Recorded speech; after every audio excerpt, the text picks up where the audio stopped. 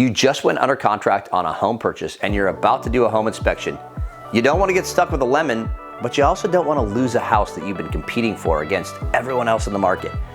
My name is Peter Bradrick. I'm a real estate broker. I'm a homeowner. I'm an investor here in Kitsap County, and I've done hundreds of home inspections. Let's talk about the process.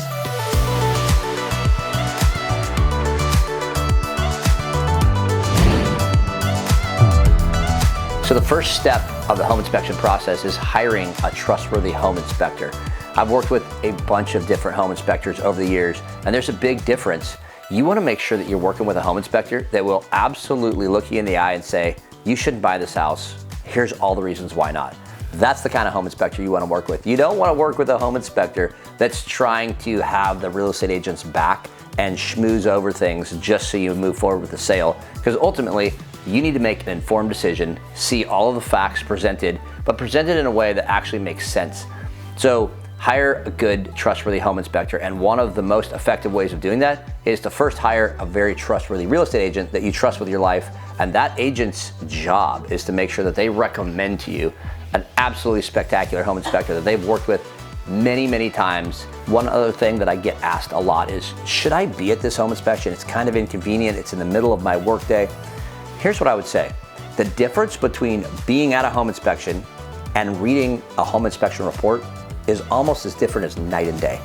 When you're there with a good home inspector, you're getting an experience, for example, like this. Hey guys, so code says this back patio is supposed to have a railing here. Probably not that important, because honestly, it's just this tiny little spot and there's soft grass right here. You guys are in your 20s. You're probably not gonna fall off of here. Just something you want to build later. When you read the report from your couch at home that night, it's going to say skull, crossbones, significant potential cause of death, harm, and injury, immediate repair needed. Well, the difference between those two looks shocking, but it's literally the exact same thing. And for example, the inspection report might say, have a qualified professional check the roof. Might say something as simple as that, probably a little bit more. And it's gonna have some pictures of the roof that you may or may not be able to interpret. That's what the inspection report will say when you're reading it.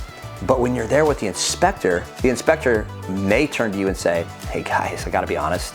If you were my kids, dude, I would never buy this house without a brand new roof being put on it. Unless you have $20,000 in the bank sitting ready to put a new roof on, because this is probably gonna need to be put on in the next few years. Dude, I'm telling you, the shocking difference between reading the report, which is absolutely factual, not inaccurate at all, but it might simply say, have a qualified professional address this. Looks like degranulation on these shingles and maybe at the end of its life. How do you interpret that? Well, the best way to interpret it is to look the inspector in the eye and have them tell you exactly what they think. So my extremely strong recommendation would be, go be at the home inspection, watch, listen. This is potentially one of the largest investments of your life.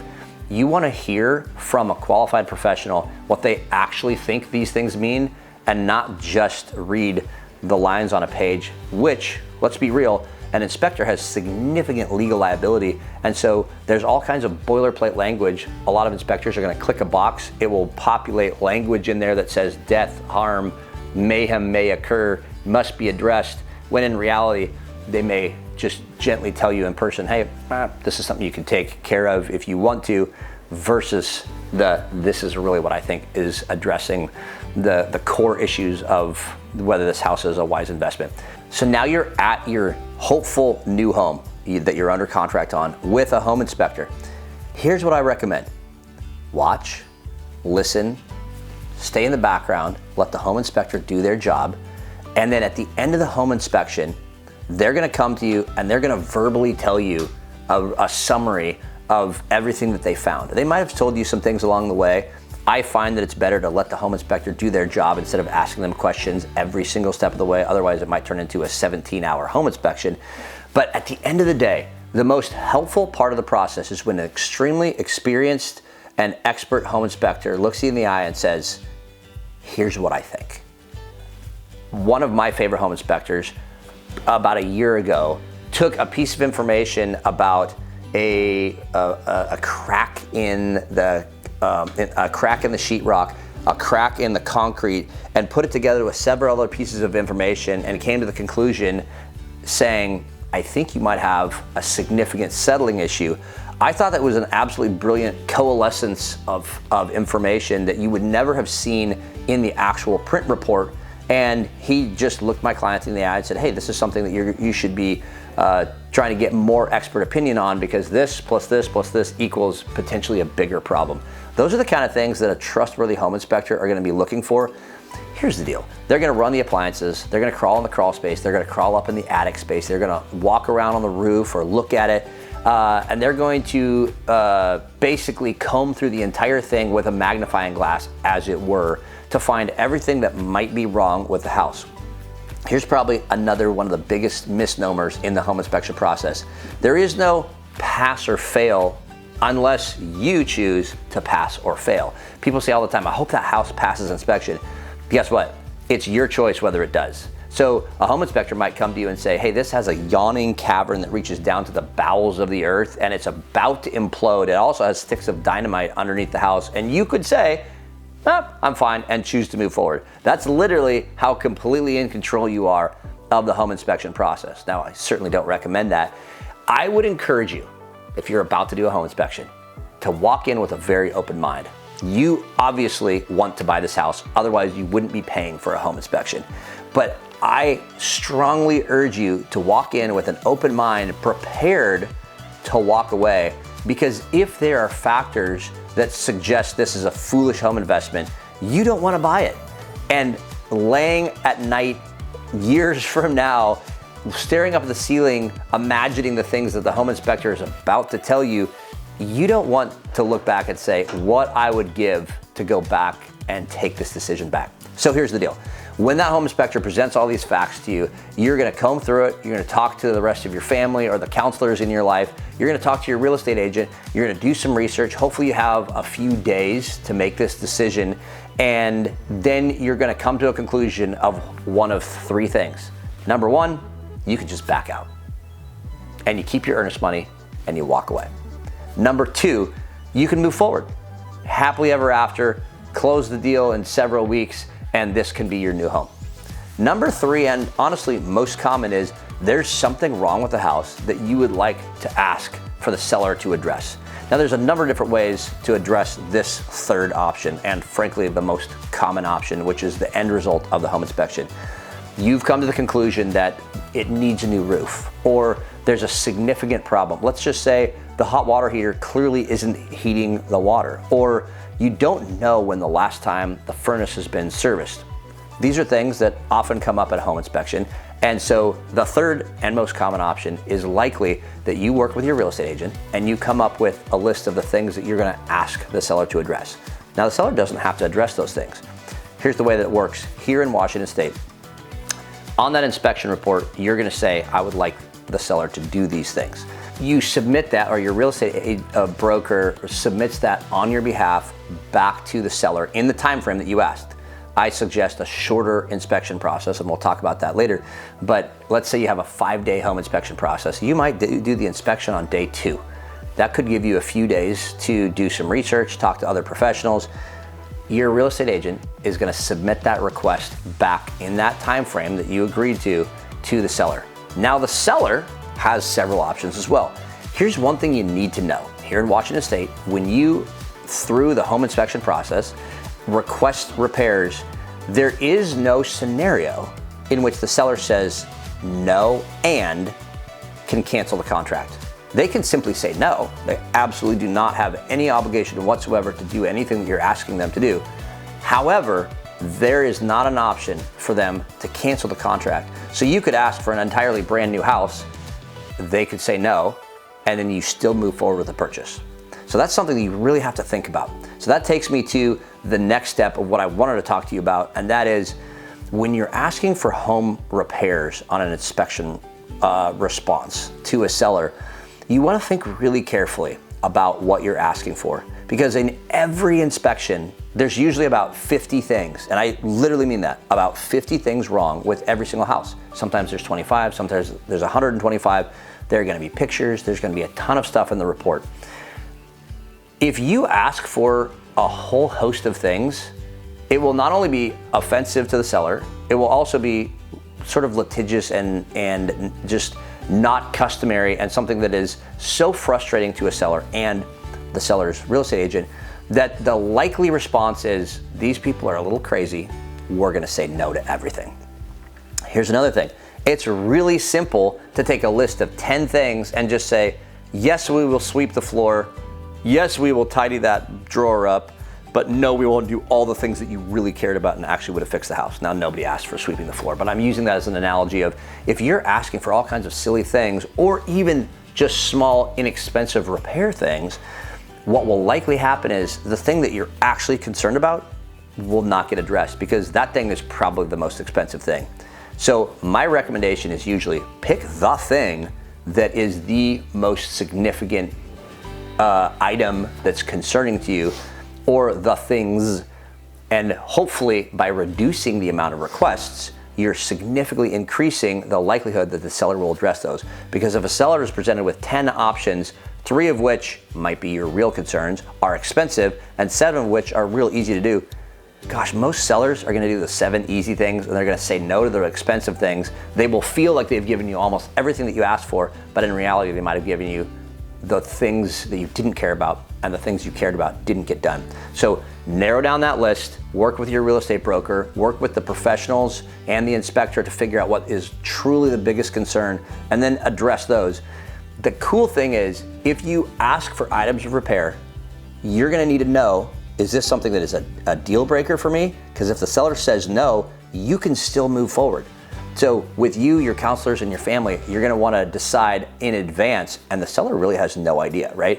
You need to decide in advance, what issues are we willing to walk away over if the seller doesn't address, and what issues are we just asking for, but we're more than happy to move forward with. And that's legitimate to put in an inspection, but you probably wanna narrow it down to the most important things so that you can stand behind it. So when that real estate broker that works for the seller calls your agent and says, hey, how do we get through this?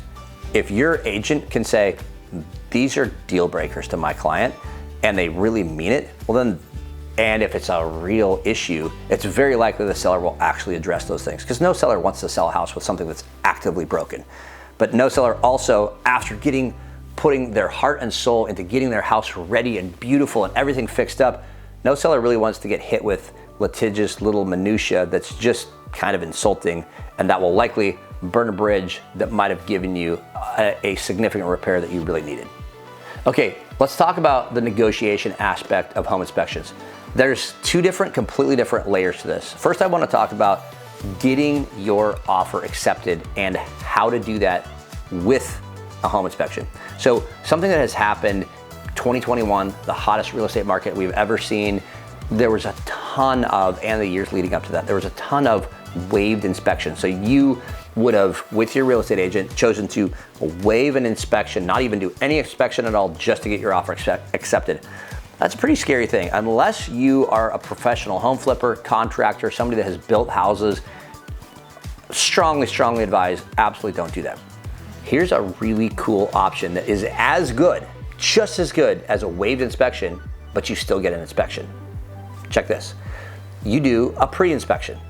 So here's what that looks like. There's 50 people looking at this house. It's cute, it's great, it's wonderful. It's the house that you want, and you want to not have to pay a bajillion dollars for it. You don't want to overpay, but you want your offer accepted. One of the single most powerful things that you can do without putting $1 million over the list price in cash on the house. Nobody wants to overpay for a house. One of the most powerful things you can do is to do a pre-inspection. What that looks like is you pay up front for a professional home inspector to do an inspection as if you were already under contract.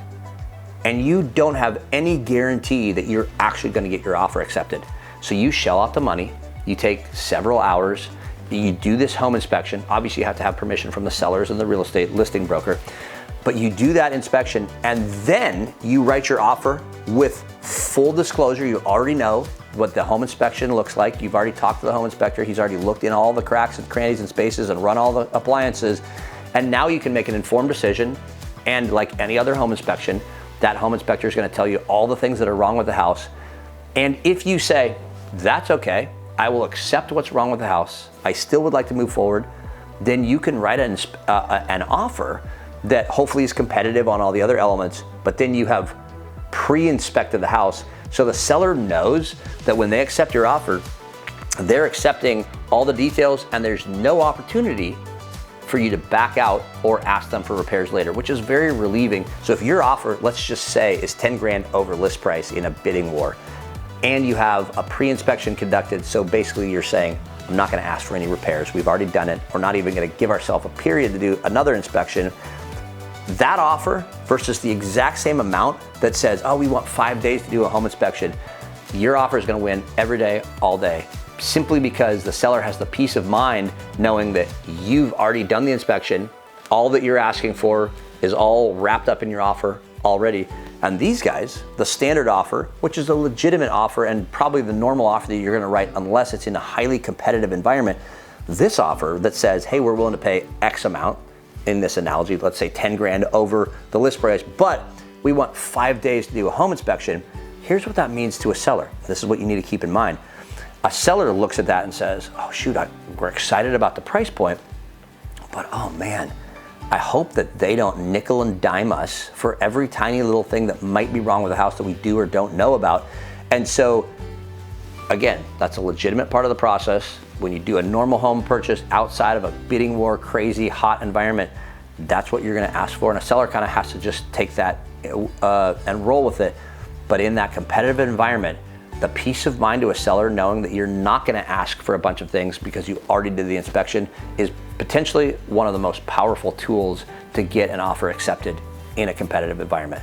So keep that in mind. Home inspectors aren't God. They're things inside of walls. These beautiful walls of my home, there might be scary things underneath the sheetrock that we never know about. And so just know that no home inspector, no matter how good and trustworthy they are, will know everything.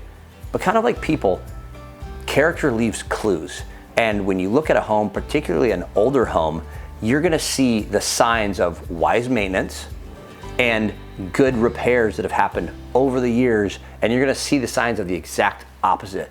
So in summary, my encouragement is make sure you listen to wise counsel, make sure you take the counsel of the people like the real estate agent and the home inspector in the process that aren't emotionally invested in the process like you are, but also know there are gonna be 100 things wrong with every house. Even new construction has plenty of little foibles that an inspector will say, oh, well, this isn't exactly, rah, rah, rah. You just wanna make an informed decision based on wise counsel and go through the process so that you know exactly what you're getting with a home inspection report that you can refer back to in years to come. And remember the conversation that hopefully you were there for, touring every square inch of the house. And it might be the one and only time when you truly get a picture of almost an x-ray vision of the whole house with an inspector crawling all over the home. So that's a quick summary of the home inspection process. There is so much more that I could say. I have the great honor of running one of the top real estate teams here in Kitsap County, Washington. And if you're anywhere in this area, I'd be honored for you to give me a call and we can talk through all the details that I haven't even been able to share in this video. If you're anywhere outside of this area, listen, reach out anyways, because I'm in leadership at the Keller Williams office here locally, and all across the country, I have real estate brokers that we are in communication with. So very likely, I know someone in your community that if you reach out, I can connect you with, and they can give you expert local advice to wherever it is you are. I wish you all the best. Be safe out there, lead with information, work with trustworthy people, and reach out if you have any questions.